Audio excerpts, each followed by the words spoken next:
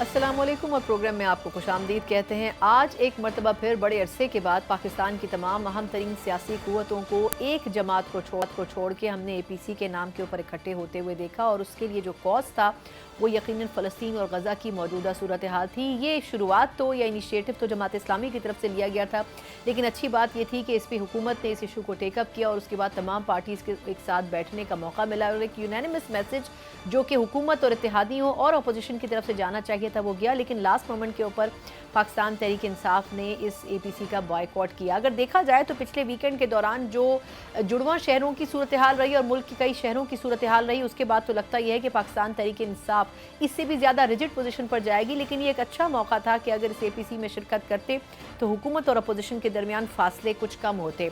हुकूमत और अपोजिशन में तो शायद उस तरह कम ना हो सके हों, लेकिन JUIF और मुस्लिम लीग नून में बज़ाहिर आज फासले कम होते हुए महसूस हुए, क्योंकि मौलाना फजलुर रहमान साहब और नवाज शरीफ साहब बड़े अरसे के बाद एक दूसरे से आज मिले और तवक्को ये की जा रही है कि यकीन जो एक डेडलॉक पैदा हो गया था हुकूमत और उनकी जमात के मुज़ाकरात के दरमियान, उसकी बर्फ़ कुछ पिघल सकती है। लेकिन असल में क्या हुआ और क्या कुछ मुमकिन तौर पर हो सकता है, और आज की APC से भी किस हद तक जो पैगाम देने की कोशिश की गई है वो पैगाम आया मुख्तलिर हलकों में सुना भी जाएगा या फिर नहीं, इन्हीं तमाम चीज़ों के पहले सेगमेंट में बात करेंगे। और उस पर बात करने के लिए JUIF के सीनियर रहनुमा सेनेटर कामरान मुर्तज़ा साहब मेरे साथ प्रोग्राम के पहले सेगमेंट में मौजूद है। कामरान साहब, बहुत शुक्रिया सर आपका।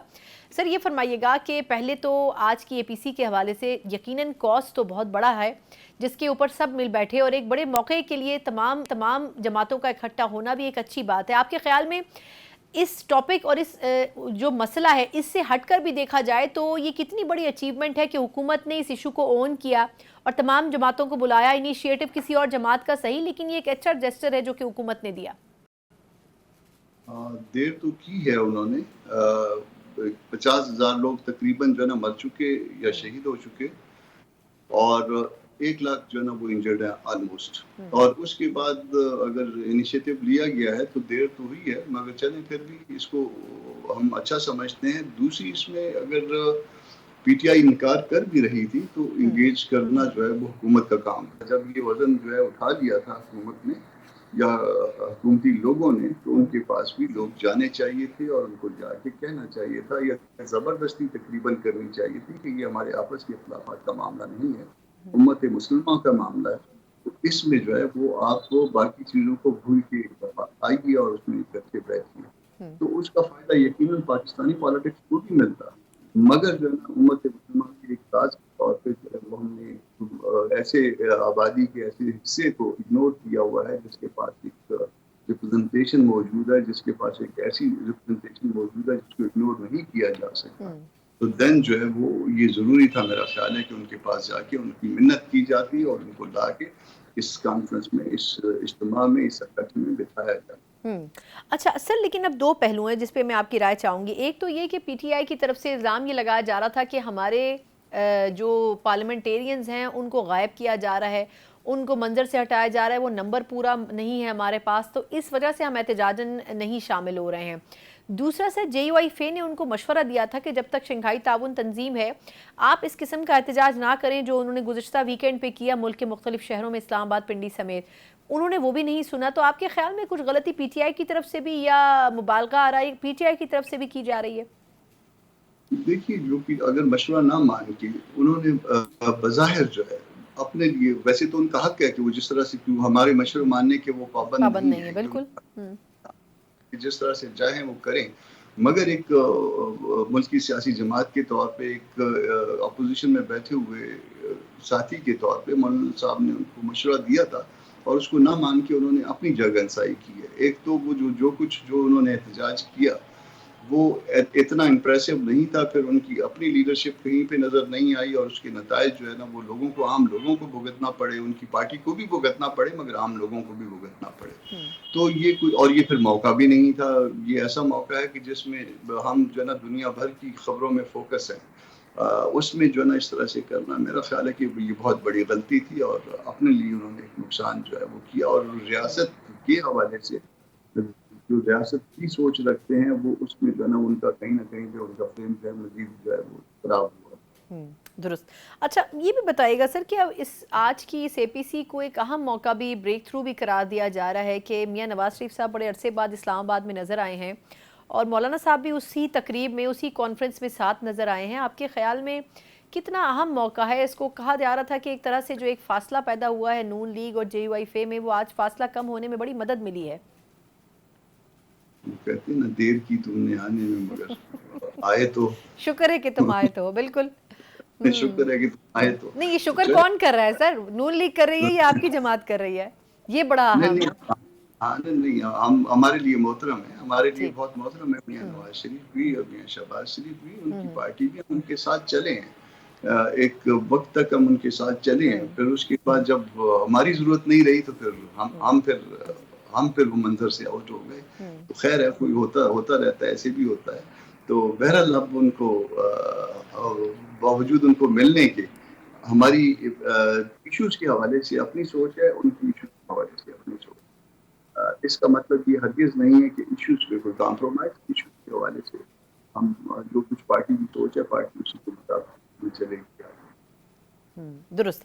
अच्छा, ये फरमाइएगा सर कि अब ये तो एक मसला यकीनन APC का तो आज का है, लेकिन इसके बाद कहा जा रहा है कि फिर माहौल बनने जा रहा है आईनी तरमीम का। इसी प्रोग्राम में कई मरतबा हम आपसे बात करते रहे हैं, लेकिन सारा मसला जो है वो JUIFA ओरिएंटेड बनता हुआ नज़र आ रहा है कि अपोजिशन भी चाह रही है, हुकूमत भी चाह रही है कि नैनी केस मौलाना साहब और उनकी जमात को ना छोड़ा जाए। आपके ख्याल में कितना इस पॉइंट के ऊपर यकसू है JUIFA कि आप लोगों का अपना बनाया हुआ मुसव्वदा ही तस्लीम किया जाए, क्योंकि कहीं ना कहीं कंसेंसस तो होना है।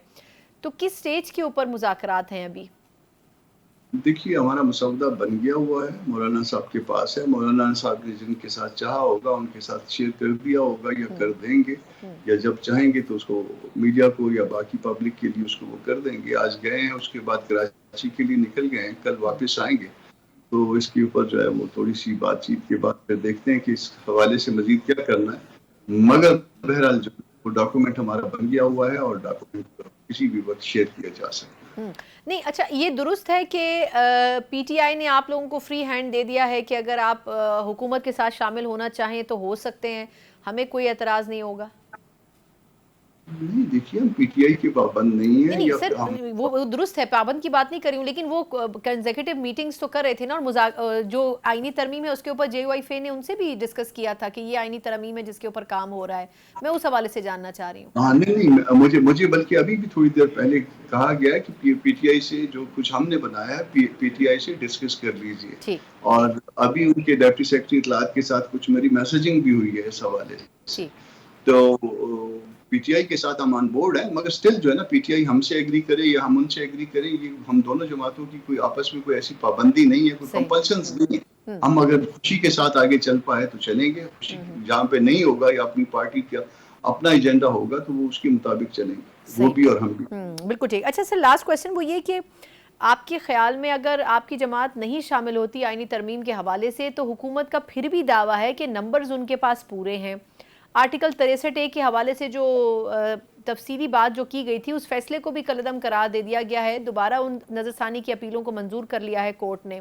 तो अब तो फ्लोर क्रॉसिंग की राह भी हमवार होती नज़र आ रही है। तो आपके ख्याल में क्या हुकूमत की फिर ख्वाहिश क्यों है कि JUIFA को शामिल किया जाए जब नंबर्स उनके पास पूरे हैं? देखिए, अगर उनके पास नंबर पूरे हैं तो मेरा ख्याल है वो अपना काम कर लें। फिर हमको तो कोई ऐसा प्रॉब्लम नहीं है। ये हुकूमतों की ख्वाहिश होती है कि वो अमेंडमेंट्स लाएं, उनका हक भी हुआ करता है। हमको उससे कोई प्रॉब्लम नहीं है। हम जिस चीज़ को गलत समझेंगे हम उसको अपोज करेंगे, जिस चीज़ को दुरुस्त समझेंगे हम उसका साथ देंगे। मगर जो है ना, फिर हम चूंकि अपोजिशन की जमात है और अपोजिशन में ही रहना चाहते हैं, हम अपनी पॉलिसी के मुताबिक चलते जाएंगे। हमको कोई उसमें बाकी इस बात से कि उनके नंबर पूरे हो गए हैं 63A के फैसले के नतीजे में या नहीं हो गए, हम माइंड नहीं करते इस बात। बिल्कुल ठीक। बहुत बहुत शुक्रिया सर आपके कीमती वक्त के लिए। सेनेटर कब्जा साहब JUIFA के सीनियर रहनुमा।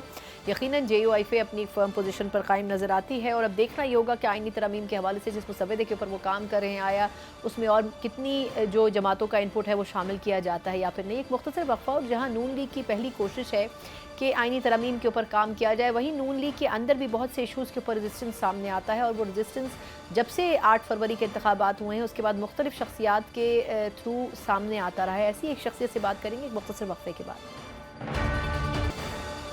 ब्रेक के बाद एक बार फिर आपको खुशामदीद कहते हैं। एक तरफ इस एपीसी के हवाले से बात की जा रही है कि गजा और फलस्तीन एक बड़ा अहम इशू था, लेकिन साल लगा इस हुकूमत को भी और जमातों को भी एपीसी के हवाले से बात करने और इसको बुलाने में।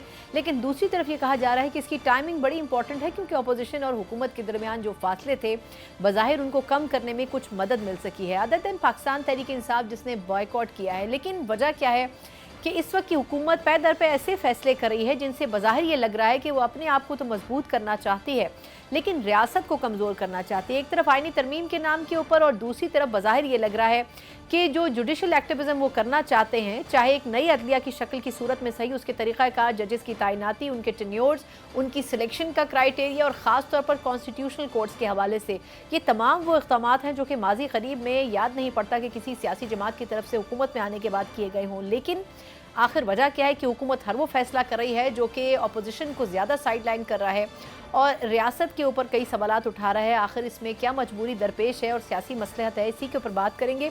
और ख़ास नून लीग के अंदर भी इस हवाले से बड़ा रेजिस्टेंस मौजूद है, लेकिन बज़ाहिर बहालत मजबूरी सही इसके ऊपर अमल करने की कोशिश ज़रूर की जा रही है। इसी पर बात करने के लिए सीनियर सियासतदान सेनेटर जावेद अब्बासी साहब मेरे साथ मौजूद हैं। जावेद साहब, बहुत शुक्रिया सर आपके वक्त के लिए।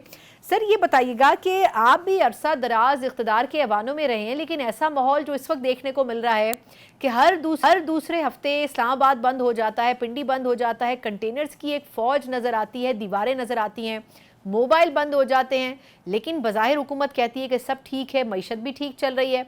इस तरह से कभी पहले हुकूमतें चलाई गई हैं? बिस्मिल्लाहिर्रहमानिर्रहीम, बहुत शुक्रिया।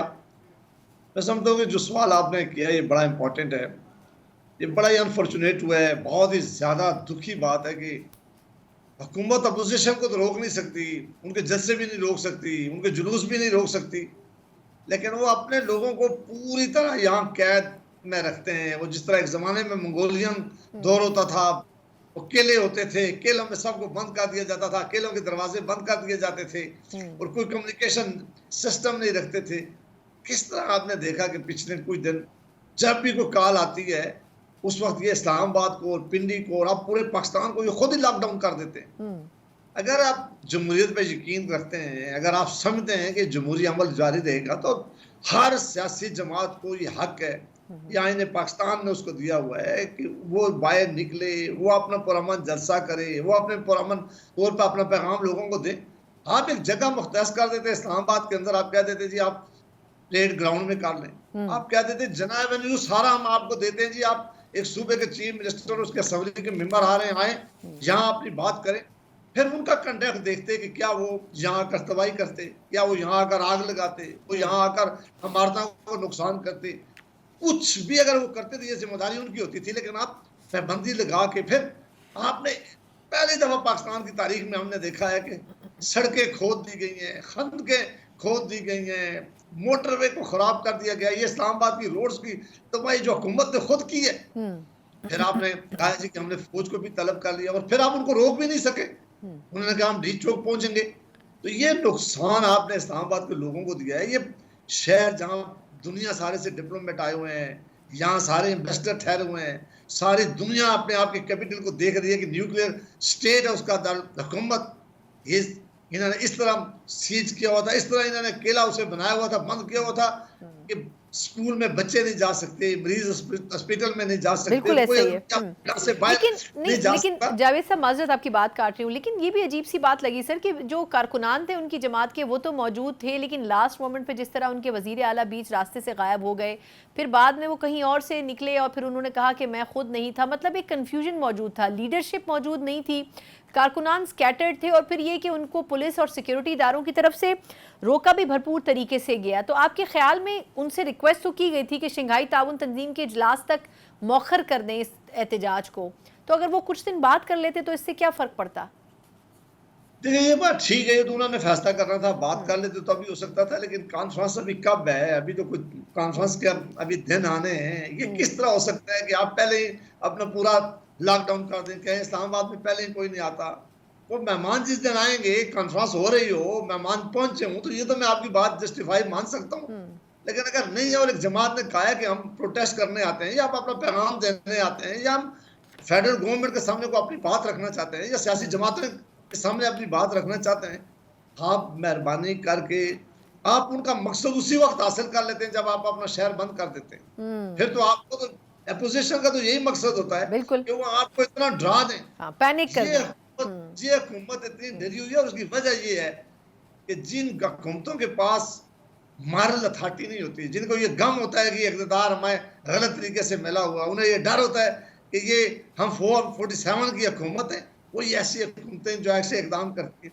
वरना हुकूमत मजबूत हो, जेन्युइन हुकूमत हो, लोगों ने आपको मुंतखब करके भेजा हो। लेकिन अब सर आप ठीक कह रहे हैं कि आज अगर कोई सूरज है तो कल ज़मीन पर भी आ सकती है जमात, लेकिन अब एक मसला ये है कि इस हुकूमत के अंदर जो तरमीम करने की कोशिश या कानून साजी की कोशिश की जा रही है वो भी समझ से बालातर है। मतलब पीपल्स पार्टी को भी अगर ले लें, वो कह रहे हैं जी मिसाक जमहूरियत में हमने बात की थी कॉन्स्टिट्यूशनल कोर्ट्स की, तो सर 20 साल वो क्या सोचते रहे और अब अचानक उनको इसकी ज़रूरत महसूस हो रही है। फिर ये कि वो पूरा सिस्टम ही बदलने जा रहे हैं अदलिया का, जिस पर खुद अदलिया भी मुतमईन नहीं है, तो फिर ये आखिर किस वजह से करना चाहते हैं? सर मिर्जा साहब, ये पूरी तरह बदनीति पे ये काम हो रहा है। ये पर्सन स्पेसिफिक हो रहा है। ये एक चीफ जस्टिस को रखने के लिए और जो कमिंग चीफ जस्टिस आने वाला है, जिसने चीफ जस्टिस बना, उसका रास्ता रोकने के लिए ये सारे मामले हो रहे हैं। ये सारी अमेंडमेंट उस काम के लिए हो रही है। ये बिल्कुल झूठ है। इससे बड़ा झूठ नहीं हो सकता कि जी हमने चार्टर ऑफ डेमोक्रेसी में ये देखा, उसके बाद कितनी आपकी हुकूमतें आई हैं, हम पार्लियामान में बैठे रहे, कभी एक लफ्ज किसी ने नहीं कहा। अभी इनको इशारा हुआ है, पता नहीं क्या कहां से इशारा आया है। वो एक दूसरे से जमातें इस वक्त पोजीशन आगे दौड़ के ले रही है कि हम अपने नंबर बना लें और हम ये कह दें कि हम इसे काम करवाने में इसे कामयाब हो गए। ये इस तरह अमेंडमेंट होती है कि मसवदा मिनिस्टर्स को ना पता हो, मसवदा जमातों को ना पता हो, मसवदा पार्लियामान को ना पता हो, पाकिस्तान के मीडिया को ना पता हो कि आप इतनी बड़ी अमेंडमेंट करने जा रहे हैं। ये इस तरह की चोरी से आप कोई काम करते हैं और चोरी से उस वक्त करते हैं जब उनको खुद पता भी नहीं था, उन पर भी यकीन नहीं था कि हम इनको देंगे, पता नहीं ये लीक हो जाएगा। इस तरह अमेंडमेंट पाकिस्तान के अंदर की जा सकती है। ये आइन के साथ खिलवाड़ किया जा रहा है। और याद रखेंगे, अगर इन जमातों ने ये काम किया है, ये इंडिपेंडेंट जुडिशरी पे बहुत बड़ा अटैक होगा। ये बहुत बड़ा अटैक समझा जाएगा। ये पाकिस्तान की हिस्ट्री में कभी इस तरह के अटैक नहीं हुए थे। ये अपनी जो काम करने जा रहे हैं, इनकी नीति इसमें शामिल नहीं है। ये कॉन्स्टिट्यूशनल कोड बनाना चाह रहे हैं, ये सुप्रीम कोर्ट की पोजीशन कमजोर करना चाह रहे हैं, ये सिर्फ अपनी मर्जी के जजेस लाना चाह रहे हैं कि वो हमारी मर्जी का काम करें, वो हमारा चीफ जस्टिस हो, वो हमारा हुक्म माने, हम चीफ जस्टिस को अपॉइंटमेंट करें, हम उसकी बताएं कि ये नौकरी हमने आपको दी हुई है। कितना बड़ा जुल्म की बात है। मामला सेटल हो गया था एक सुप्रीम कोर्ट का कि सीनियर मोस्ट जज सुप्रीम कोर्ट का चीफ जस्टिस बनेगा और हर एक अदारे को पता होता था और जुडिशरी को हमारा फलां चीफ जस्टिस फलां दिन जो है वो चीफ जस्टिस ऑफ पाकिस्तान बनेगा या किसी हाई कोर्ट का चीफ जस्टिस बनेगा। अब वो रवायात आप खत्म कर रहे हैं, एक ऐसी रिवायत डालने जा रहे हैं जिसको आइन का नुकसान होगा, जिसमें जुडिशरी को बहुत बड़ा नुकसान होगा। और इस अमेंडमेंट के बाद तो इंडिपेंडेंट ऑफ जुडिशरी का नाम लेने वाला कोई नहीं होगा इस मुल्क के अंदर। और आप याद रखेंगे, पाकिस्तान में सबसे बड़ी तहरीक इस मामले पर उठेगी और ये जो हुक्मरान है जो अमेंडमेंट की ख्वाबें देख रहे हैं, ये मुंह से बातें फेरेंगे। इनको जगह नहीं मिलेगी कहीं बैठने की कि हम कितना बड़ा गलत काम करने जा रहे हैं रात के अंधेरे में। हाँ, आइन में आप अमेंडमेंट करना चाहते हैं, पार्लियामान में डिस्कशन करें, सिविल सोसाइटी में डिस्कशन करें, लोग इस पर बात करें, उसके बाद अगर आप अमेंडमेंट करने हैं। लेकिन वो एक फर्द के लिए सारा काम हो रहा है। बस मैंने ये आपको अच्छा, ये तो बिल्कुल हम समझ सकते हैं कि आप किसका इशारा किसकी तरफ आप करें। लेकिन सर अब एक और चीज़ भी है, ये आर्टिकल 63A की नज़रसानी की अपीलें कोर्ट ने मंजूर कर ली हैं। तो अब हुकूमत को तो एक बड़ी आसानी हो गई कि 1 साल से 2 साल से ये पेंडिंग थी, लेकिन उन्होंने उन अपीलों को मंजूर कर लिया। तो आपको नहीं लगता कि फ्लोर क्रॉसिंग की राह हमवार हो गई है? आप किसी को दबाव में लाकर खरीदो फरोख्त के जरिए भी आप वोट दिलवा सकेंगे। वो पहले एक रिस्ट्रिक्शन थी, चाहे भले वो सियासी फैसला था, लेकिन अब इस रिस्ट्रिक्शन को ख़त्म करने से अब हुकूमत एक तो ये कि किस जमात के ऊपर अपनी छुरी चलाएगी, आपके ख्याल में PTI के ऊपर या JUIF जिसको मनाने के लिए वो पिछले कई हफ्तों से कोशिशें कर रहे हैं? देखिए, आप जानती हैं, आप बहुत सीनियर जर्नलिस्ट हैं, आप कवर करती रही हैं। पाकिस्तान में सबसे बड़ी बीमारी थी कि ये फ्लोर क्रॉसिंग वाली। यहाँ लोग कह रहे थे कि जमातों के मेंबर बिकते हैं, पैसे ले लेते हैं या वजारतें ले लेते हैं। उसका एक ही तरीका था जो ये रास्ता रोकना था कि इनकी वोट ही कंसीडर ना की जाए। इनको अभी कहा गया कि आप जुर्म करें। वो ये अमेंडमेंट है सिर्फ इसलिए कि ये उनको कहा जाए कि आप अपनी जमात के साथ वफादारी न रखें, आप अपनी जमात के खिलाफ वोट इस्तेमाल करें, हम आपको कवर देंगे। ये वो रास्ता था जिसको सुप्रीम कोर्ट ऑफ पाकिस्तान ने बंद किया था और हम खुश थे कि कम से कम ये एक बदनामी जो का टीका जो हर सियासी जमात और हर कारकुन के सर पर लगा देते हैं, कुछ लोग बिकते हैं और सारे सियासियों के बारे में और पार्लियामान के बारे में कहा था कि ये लोटे हैं, ये लोटे हो गए, कैसी कैसी बातें हुई हैं। उसको रोकने का यही बेहतरीन तरीका था। सिर्फ ये भी आप अंदाजा करें ये कितने दुख की बात है कि मुझे इतना में सुप्रीम कोर्ट के उन जजेस साहिबान पर जिन्होंने ये जजमेंट दी है, उन्होंने अपने आगे नहीं देखा कि हम क्या करने जा रहे हैं, इसलिए कि उनको भी फायदा होना था इस जजमेंट का। उन्होंने कहा कि हम ये रास्ता खोले ताकि वो जो सेनेटर्स या एमएनएज हैं वो वोट दे सकें, ये अमेंडमेंट हो सके, अमेंडमेंट का हमें भी को फायदा पहुंच जाए, उसके लिए सारा रास्ता खोला गया। ये बहुत दुख की बात है। पर यहाँ हम सारे लोग अपने जाती मकसद के लिए बड़ी बड़ी हम बातें करते हैं, बड़े बड़े ओहदा पे हम पहुंच जाते हैं, हमारा पोस्टर होता है कि हम आइन और कानून की बालादस्ती के लिए बड़ी बड़ी बातें करते हैं, लेकिन जब जाती लालच आता है, जब जाती हमें फायदा पहुंचता है, फिर ना हम आइन देखते हैं, ना कानून देखते हैं, ना कोई मॉरल अथॉरिटी जो हमारे पास होती है उसको देखते हैं। फिर वो कहते हैं कि मेहरबानी करें किसी तरह हम इस सीट के ऊपर बैठने दें। अब सीटों पर बैठने से इज्जत होती है? कितने यहाँ लोग आए गए, आप मेहरबानी करके इसका हिस्सा ना बने। लेकिन बड़ी बदकिस्मती है कि हम बड़े छोटे लोग हैं, बड़ी सीटों पर पहुंच जाते हैं और फिर वही काम करते हैं जो बदनामी का बायस बनता है। बहुत बहुत शुक्रिया सेनेटर जावेद अब्बास हमारे साथ मौजूद थे। सीजन पॉलिटिशियन हैं और यकीनन इस वक्त जो मारूजी हालात नज़र आते हैं पाकिस्तानी सियासत के, बड़ी हद तक उन्होंने उसकी हवाले से सही गुफ्तगू की है कि जो कुछ ये हुकूमत भी कर रही है, अपोजिशन की जमातें भी कर रही हैं, इसकी कोई ना कोई डायरेक्शन मुतय्यन होनी बड़ी ज़रूरी है। देर पा पॉलिसीज़ होनी चाहिए। एक मुख्तसर वक्फा और उसके बाद जहाँ पॉलिसीज़ की बात की है तो मईशत के हवाले से यकीनन नंबर्स तो अच्छे हैं, लेकिन जो हालात इस वक्त सियासत के नज़र आ रहे हैं उससे एक डीस्टेबिलिटी की फिजा ज़रूर पैदा होती नज़र आ रही है। इसके क्या असरात हो सकते हैं, इसके ऊपर बात करेंगे एक ब्रेक के बाद। एक बार फिर आपको खुशामदीद कहते हैं। जहां एक तरफ पाकिस्तान तहरीक इंसाफ जैसी जमात को ये लगता है कि इस किस्म के एहतजाज करने से और रैलीज निकालने से जहां पॉलिटिकल सिस्टम में वो हमेशा अपनी जो पोजीशन है उस पर कायम रहेंगी, वहीं दूसरी तरफ माइशत की पॉइंट ऑफ व्यू से अगर देखा जाए तो बड़ा नुकसान पहुंचता हुआ इस चीज़ को मद्देनज़र रखा जाए तो पहुंचता हुआ नज़र आ रहा है। पिछले चंद दिनों में जिस तरीके से पाकिस्तान के बड़े शहरों में हमने क्रैकडाउन होता हुआ देखा, कहीं पर मोबाइल नहीं चल रहे थे, कहीं निज़ाम ज़िंदगी मफलूज था। इस्लामाबाद तो ख़ास तौर पर पिछले 3 दिनों में मुकम्मल तौर पर लॉकडाउन रहा और किसी भी किस्म की जो आमद-ओ-रफ्त है और शहरियों के हवाले से भी जो मसाइल थे वो बहुत ज़्यादा रहे और ये कहा जा रहा है कि इसमें अरबों रुपए का नुकसान भी पहुंचा। लेकिन हुकूमत इससे कतई नज़र ये एफर्ट करने की कोशिश कर रही है कि इस किस्म के एहतजाजों को नाकाम बनाया जाए। जहां एक तरफ अपोजिशन की ये कोशिश है कि वो इस किस्म के एहतजाज आने वाले हफ्तों और महीनों में जारी रखेगी, वहीं ये लग रहा है कि हुकूमत भी बड़ा पैसा खर्च करके इस किस्म के एहतजाजों को नाकाम बनाने की भरपूर कोशिश करेगी। एक तरफ हुकूमत की ये तरजीह है कि शंघाई ताउन तंजीम के जो इजलास यहाँ पर होने हैं वो कामयाब साबित हों। दूसरी तरफ IMF से होने वाला जो मुआहदा है वो भी अब हतमी शक्ल में दाखिल हो चुका है और वो भी अब मईशत पर अपने असरात मुरतब कर रहा है। लेकिन अगर सियासी अदम इस्तेहकाम मौजूद है तो बड़ा मुश्किल होगा हुकूमत के लिए कि अपनी माशी पॉलिसियों को ना सिर्फ ये कि नाफिज कर सके बल्कि उसके नताइज से भी फ़ायदा उठा सके। इसी पूरी सूरत हाल के ऊपर बात करेंगे। ना सिर्फ ये कि सहाफ़ी भी हैं बल्कि मईशत के हवाले से एक्सपर्ट भी समझे जाते हैं। शहबाज राना साहब मेरे साथ इस सेगमेंट में मौजूद है। Shahbaz, thank you so much for joining. पहले तो ये बताइएगा कि आप खुद भी इस्लामाबाद के शहरी हैं। पिछले 3 दिन बिल्कुल मफलूज रहा इस्लामाबाद। ये कहा जाता रहा कि तकरीबन 20-21 लाख रुपए तो रोज़ाना का किराया है उन कंटेनर्स का जो खाली इस्लामाबाद और पिंडी में लगाए गए हैं। फिर ये कि अरबों रुपए का नुकसान अपनी जगह। आपके ख्याल में अगर ये एक ट्रेंड चल पड़ा है जो पिछले कुछ महीनों से देख रहे हैं तो ये हमें कहाँ लेकर जा रहा है? क्योंकि इस तरह तो फिर जो कम अज़ कम जुड़वा शहरों की इकॉनमी है वो तो बिल्कुल बैठ जाएगी। जी बिस्मिल्लाहिर्रहमानिर्रहीम, बहुत शुक्रिया आपका। देखिए, ये जो इस किस्म के एहतजाज जो होते हैं वो जो इकॉनमी को डिसरप्ट करते हैं वो अपनी जगह पे, जो पॉलिटिकल इंस्टेबिलिटी और सिक्योरिटी के जो खदशात हैं और जो बड़े बड़े चैलेंजेस हैं ये इकॉनमी के लिए जहर कातिल होते हैं। ये तो एक ओवरऑल पाकिस्तान में एक हाइट ऑफ इंस्टेबिलिटी आ गई ना, आपका economic instability, political instability, security instability और फिर कॉन्स्टिट्यूशनल क्राइसिस हुकूमत ने खुद पैदा कर दिया। तो ओवरऑल तो इकनॉमिक जो आपके फंडामेंटल्स होते हैं उसके लिए ये चीज़ें ठीक नहीं है।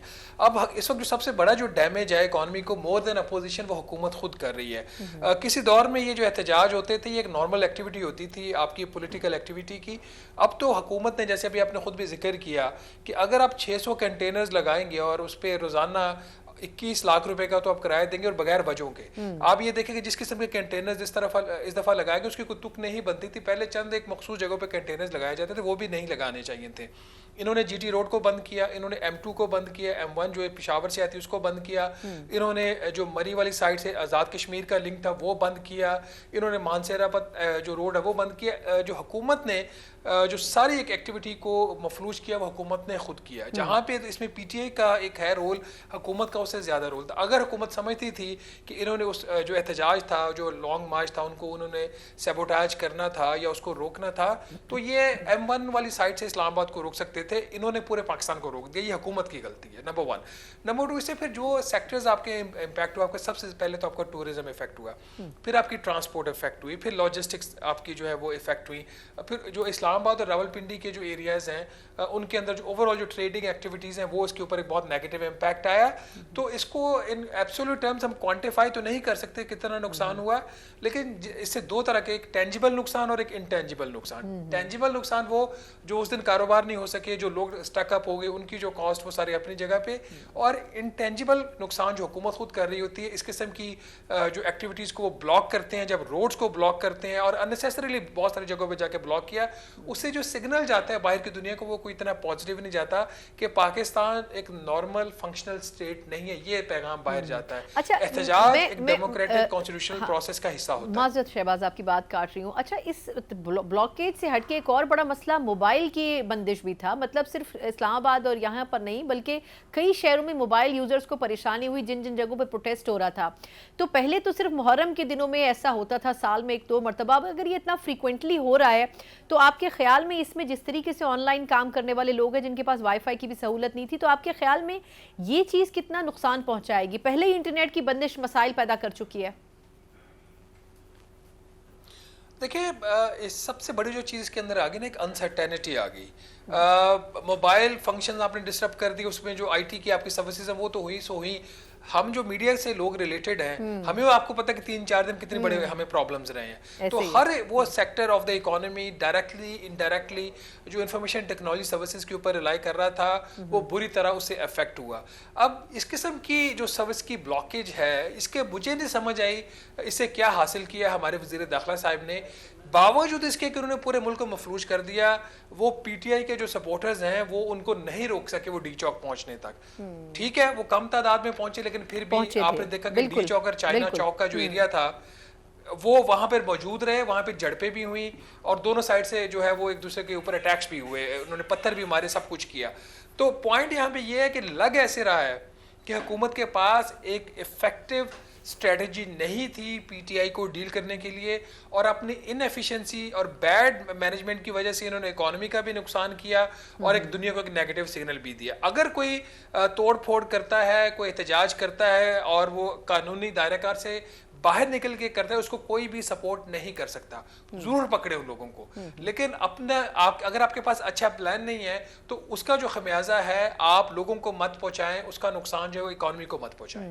अच्छा, अब ये भी बताइएगा कि एक तरफ तो ये चीज़ें हो रही हैं, दूसरी तरफ IMF से मुआहदे को पाकिस्तानी हुकूमत अपना बड़ा क्रेडिट करार दे रही है। अच्छा, हमने उनकी शराइत जो अनलिमिटेड थी वो तो मान ली हैं, लेकिन अब उन पॉलिसीज़ का अमल दरामद भी एक बड़ा मसला है। आपके ख्याल में जिस तरीके से पॉलिटिकल टर्मोइल इस वक्त चल रहा है, ऐसे में उन तमाम शराइत को नाफिज करना और फिर तमाम स्टेक होल्डर्स को लेके चलना, हुकूमत अपने लिए कितनी पेचीदगियाँ पैदा करी? क्योंकि बज़ाहिर तो IMF की तरफ से अच्छे पैगामात आ रहे हैं कि पाकिस्तान की जो रेटिंग्स हैं और नंबर्स हैं, अशारिये हैं, वो बेहतर हो रहे हैं, लेकिन अगर यही इस तरह डिस्टेबिलिटी रही तो फिर ये क्या सस्टेन कर सकेगा? देखिए, IMF का जो प्रोग्राम होना है वो एक कामयाबी तो है हुकूमत की। बहुत मुश्किल हालात के अंदर ये प्रोग्राम हुआ है, लेकिन ये वाला जो IMF का प्रोग्राम है ये माजी के जितने भी प्रोग्राम्स हैं उससे मुख्तलिफ है। मुख्तलिफ इसलिए है कि पहले जो प्रोग्राम होता था वो सिर्फ वफाकी हुकूमत का होता था। अब ये वाला जो प्रोग्राम है इसमें चारों सूबाई हुकूमतें जो हैं इसके दायराकार के अंदर आ गई इस प्रोग्राम के। तो अगर हुकूमत पाकिस्तान वफाकी हुकूमत ये चाहती है कि एक सक्सेसफुल इम्प्लीमेंटेशन हो जाए ये 25वें प्रोग्राम के ऊपर, तो ये इसको सपोर्ट चाहिए होगी तमाम सूबाई हुकूमतों की, जिसमें खैबर पख्तूनख्वा की हुकूमत भी शामिल है। इंटरेस्टिंगली इस वक्त जो सबसे इफेक्टिव सपोर्ट आ रही है वो खैबर पख्तूनख्वा गवर्नमेंट की तरफ से ही आ रही है। वो प्रोग्राम को पूरा सपोर्ट कर रहे हैं। उन्होंने एक मफाहमती याददाश्त थी, उसके ऊपर साइन किए, नेशनल फिस्कल पैक्ट के ऊपर उसके ऊपर साइन किए, और जो हुकूमत ने कहा उसको बाय एंड लार्ज उन्होंने मान लिया। जो इस वक्त रेजिस्टेंस आ रही है IMF के प्रोग्राम को, खासतौर पर नेशनल फिस्कल पैक्ट जो एक बहुत अहम जुज़ है IMF के प्रोग्राम के, जिसके तहत कुछ वसाइल की जो है वो तकसीम उसके हवाले से और जो अखराजात हैं उसकी ज़िम्मेदारी के हवाले से फेडरल गवर्नमेंट में और प्रोविंशियल गवर्नमेंट में कुछ लेन और देन होना है, वो उसके अंदर अगर रेजिस्टेंस आ रही है तो वो सिंध हुकूमत की तरफ से ज्यादा आ रही है, खैबर पख्तूनख्वा अच्छा ये एक बड़ा सरप्राइज है, ये बड़ा सरप्राइज है, लेकिन कैसे? हम तो यही समझ रहे हैं कि सबसे बड़ी रुकावट KP की हुकूमत है। देखिए KP के हुकूमत के माजी के जो प्रोग्राम में कुछ एक्शंस थे, जो EFF का प्रोग्राम था, जब इमरान खान साहब को इक़्तिदार से निकाला गया तो उस वक्त उनके एक्शन कुछ और थे। उनकी एक जो कॉल रिकॉर्ड है वो भी एक आपको पता है रिकॉर्ड का हिस्सा, वो सारा मीडिया के ऊपर चलाया जा चुका है। ये वाला जो IMF का प्रोग्राम है इसके अंदर जो KP की गवर्नमेंट है उसकी पूरी सपोर्ट है, और ख़ास तौर पर जो नेशनल फिस्कल पैक्ट है जिसका भी मैं जिक्र करता, जिसमें सूबाई हुकूमतों ने जो टैक्स कलेक्शन को बेहतर करना है और वफाक ने अपने कुछ अखराजात सूबों को मुंतकिल करने हैं, उसमें KP के गवर्नमेंट अभी तक एज ऑफ टुडे वो ताउन कर रहे हैं। सिंध गवर्नमेंट जो है वो रिस्पॉन्सिबिलिटी इसलिए नहीं ले रही कि जो बेनज़ीर इनकम सपोर्ट प्रोग्राम का जो बेनिफिशरी वो पंजाब और सिंध ज़्यादा है, इसलिए सिंध को उसके ऊपर इतना ज़्यादा खर्चा अपने ज़िम्मे लेने की। फिर जो वफाकी तरक्याती प्रोग्राम है उसके अंदर पंजाब और सिंध का और बलूचिस्तान का हिस्सा ज़्यादा है, वो वहाँ पे सिंध रेजिस्टेंस दे रहा है। फिर एग्रीकल्चर सपोर्ट प्राइसेस हैं, वहाँ पे पंजाब और सिंध ज़्यादा बेनिफिशरी हैं। वो अपने चूँकि जो ज़राअत है वो पंजाब और सिंध में ज़्यादा बड़ा एक प्रोफेशन है बजाय कि खैबर पख्तूनख्वा या बलूचिस्तान में, तो इसलिए जो इस वक्त रेजिस्टेंस आ रही है वो ज़्यादातर सिंध से आ रही है। तो ये जो परसेप्शन है कि खैबर पख्तूनख्वा की हुकूमत वो जो है वो कोऑपरेट नहीं कर रही, वो इस प्रोग्राम की हद तक वो दुरुस्त नहीं है। कल क्या होगा उसके बारे में हम कुछ नहीं कह सकते कि जिस तेजी से हालात चेंज हो रहे हैं, अगर किसी पर भरोसा नहीं किया जा सकता है, पॉलिटिकल इंस्टेबिलिटी रही तो फिर मसला हो सकता है। बिल्कुल ठीक। अच्छा लास्ट क्वेश्चन, आपने भी सिंध का हवाला दिया है, तो कराची में भी गुज़िश्ता रात एक ऐसा इंसिडेंट हुआ जिसमें चाइनीज़ जो वर्कर्स थे उनको निशाना बनाया गया। कई और सूबों में भी इस किस्म के और KP में भी ऐसे वाक़यात हुए हैं। अब आपका एक राइटअप भी इसमें इस हवाले से आया ट्रिब्यून में, जिसमें आपने कहा कि 45 बिलियन के करीब नया एक फ़ंड है जो कि सिक्योरिटी के नाम पे एलोकेट किया जा रहा है, और इस पे माशाल्लाह जो डिफेंस का जो बजट है या जो सिक्योरिटी इदारों का बजट है वो मज़ीद अब ऊपर चला जाएगा। लेकिन आपके ख्याल में एक ऑलरेडी जो बजट एलोकेट होता है सिक्योरिटी के नाम पे, और थोड़ा सा मैं ये भी जानना चाहूँगी कि KP में तो दहशतगर्दी के नाम पे पहले भी काफ़ी उनको बजटिंग करते रहे हैं, तो आपके ख्याल में ये कितना इंपॉर्टेंट होगा कि एक तो पहले ही हमारे पास पैसा नहीं है और फिर मजीद और पैसा हम सिक्योरिटी के नाम पे एलोकेट कर रहे हैं, जो ऑलरेडी फंड्स हैं उनका कोई चेक एंड बैलेंस क्यों नहीं है? देखिए जब चाइना पाकिस्तान इकोनॉमिक कॉरिडोर बना था तो इसके साथ ही सिक्योरिटी की जो खदशात थे वो हम सबको पता थे। ये एक नोन फैक्ट है कि भारत और बाकी कुछ ममालिक जो हैं वो CPEC के अगेंस्ट हैं, और ये वजह है कि आपने देखा कि CPEC के ऊपर बड़े टारगेटेड अटैक्स होते हैं। तो इसी खतरे के पेश नज़र 2 स्पेशल सिक्योरिटी डिवीजन बनाई गई थी, स्पेशल सिक्योरिटी डिवीजन नॉर्थ और स्पेशल सिक्योरिटी डिवीजन साउथ। इसके अलावा कोई तकरीबन 28 स्पेशल आर्म फोर्सेस के विंग्स बनाए गए थे जो मिलिट्री के विंग्स के अलावा थे। तो ये सारा काम इसलिए हुआ था कि जो CPEC है और जो चाइनीज़ नेशनल्स हैं उनको पाकिस्तान में सिक्योरिटी फराहम करनी है। और ये जो दोनों डिवीजन्स हैं ये काफ़ी अरसा से बने हुए हैं, सालाना इनको 20-21 अरब रुपए का बजट पहले भी जाता रहा है। अभी जो इक्तिसादी राब्ता कमेटी का इजलास हुआ पिछले हफ्ते, जिसमें कोई 45 अरब रुपए का बजट अप्रूव हुआ, उसमें इन दोनों जो डिवीजन्स हैं इसके लिए 24 अरब रुपए दिए गए। एक डिवीजन को 16 अरब दिया गया और दूसरी डिवीजन को 8 अरब दिया गया। ये हर साल उनको जाता है। तो ये असल में इन्होंने अप्रूवल उसका लेट दिया, इसको बजट का हिस्सा नहीं बनाते, इसको एक सेपरेट ये खर्चा ट्रीट करते हैं। तो पैसा तो आप उनको दे रहे हैं और शायद आपको मजीद भी देना पड़े जो पाकिस्तान में सिक्योरिटी के हालात है, लेकिन अभी तक हम नाकाम रहे हैं कि चाइनीज़ की जो उनके नेशनल्स हैं और उनके जो एसेट्स हैं पाकिस्तान में उसकी प्रोटेक्शन के लिए। यही वजह है कि माजी में भी चाइना इस चीज़ का मुतालबा करता रहा कि चूँकि आप लोग हमें कंप्लीट सिक्योरिटी फराहम नहीं कर सकते, तो फिर ये चाइनीज़ नेशनल की सिक्योरिटी पाकिस्तान में चाइनीज़ खुद करेंगे। इसके ऊपर हुकूमत पाकिस्तान को इतराज़ था कि आप एक गैर मुल्की जो है यहाँ पे फ़ौज नहीं आ सकती अपने लोगों के प्रोटेक्शन के लिए, तो अब लेटली चाइना ने एक और प्रपोजल ये दिया कि ज्वाइंट सिक्योरिटी कंपनी जो है वो बनाई जाए, जिसमें पाकिस्तानी नेशनल्स भी हों और चाइनीज़ नेशनल भी हों, और वो मिलकर वो जो कंपनी है वो चाइनीज़ नेशनल की पाकिस्तान में प्रोटेक्शन करे। इसके हवाले से भी अभी फ़िलहाल कोई पेशरफ्त नहीं है, लेकिन जो इस तरह की सूरत हाल होती जा रही है, हुकूमत पाकिस्तान नाकाम है अभी तक चाइनीज़ इंटरेस्ट की पाकिस्तान में प्रोटेक्शन करने के लिए, तो चाइना जो है इसके हवाले से मज़ीद पाकिस्तान के ऊपर दबाव डाल सकता है, क्योंकि अब वो चाइना जो ये वाला चाइना आज का चाइना है, ये 20वीं सदी वाला चाइना नहीं है। चाइनीज़ आज ये कह रहे हैं कि एक अमेरिकन की अगर जो उसकी लाइफ है उसकी कॉस्ट है, तो फिर चाइनीज़ नेशनल्स हैं उनकी भी कॉस्ट है। दे विल नॉट टॉलरेट कि किसी गैर मुल्की सॉइल में चाइनीज़ जो नेशनल्स की इस तरीके से किलिंग होती रहे, तो ये एक वीक एरिया है पाकिस्तान के लिए। सही, बहुत बहुत शुक्रिया शहबाज राना साहब, सीनियर सहाफ़ और इकोनॉमी के हवाले से एक्सपर्ट भी हैं, हमारे साथ मौजूद है, एंकर पर्सन भी हैं। यकीनन बड़े जो कोर इशूज़ हैं सिक्योरिटी के हवाले से भी, और जिसकी वजह से अब बेतहाशा फंड्स एलोकेट भी किए जा रहे हैं, लेकिन जो सही लूप होल्स है सिक्योरिटी के नाम के ऊपर, उनके ऊपर अब तक सही मायनों में काम नहीं हो सका है। दूसरी तरफ हुकूमत है जिसने रोज़ एक नया सियासी महाज खोला हुआ होता है और अपोजिशन भी उसमें अपना किरदार भरपूर तरीके से डाल रही है। अब देखना होगा कि आया इन मसाइल को सामने रखते हुए कैसे ये हुकूमत मईशत के चैलेंजेस से भी निपट सकेगी। इसी के साथ ही प्रोग्राम का वक्त ख़त्म होता है, मुझे इजाज़त दीजिए, अल्लाह हाफ़िज़।